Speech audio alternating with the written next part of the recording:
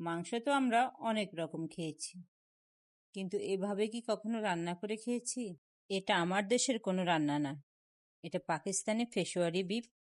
সবাই পাগল এটার জন্য, তা আজকে রান্না করে তোমাদের সামনে নিয়ে আসলাম। আসসালামু আলাইকুম everyone, welcome to cooking network. একটি কড়াইতে কিছু পরিমাণ ঘি নিব।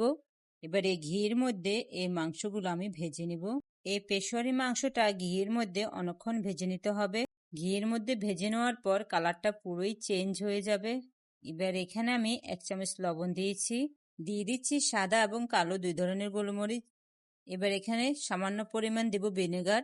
এবার দিয়ে দিব 3টা গোটা আলু, 3টা গোটা পেঁয়াজ, 3টা গোটা রসুন, 3টা গোটা টমেটো আর কিছু আস্ত কাঁচামরিচ। এবার দিয়ে দিচ্ছি কিছু আদা কুচি।